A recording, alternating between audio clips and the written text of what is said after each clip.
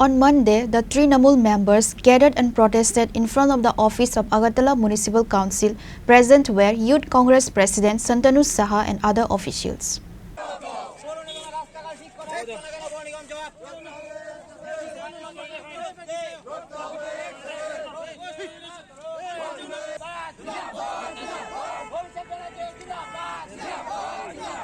A protest was held in the capital addressing multiple public issues. Youth Congress President Santanu Saha addressed the protest and spoke about the issues. আজকে আমাদের রাজ্যে যে tribal ইঞ্জিনের যে পৌর নিগম সেই পৌর নিগম আজকে আগরতলা শহরের আপনারা প্রত্যেকটি রাস্তাঘাটের অবস্থা দেখুন, বেহাল অবস্থা। পানীয় জল ঠিকভাবে রাজ্যের জনগণ পানীয় জল, সুষ্ঠু পানীয় জল পাচ্ছে না এবং প্রত্যেকটি জায়গাতে অলিতে গলিতে প্রত্যেকটি জায়গাতে ড্রেনের অবস্থা খুব বেহাল অবস্থা।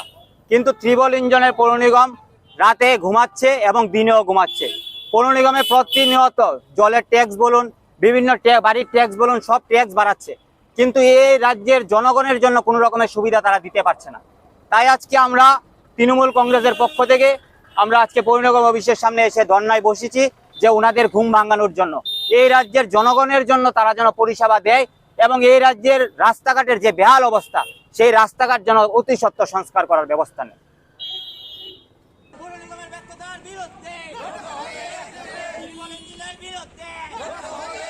Reported by Amit from Agartala, Chinikhara.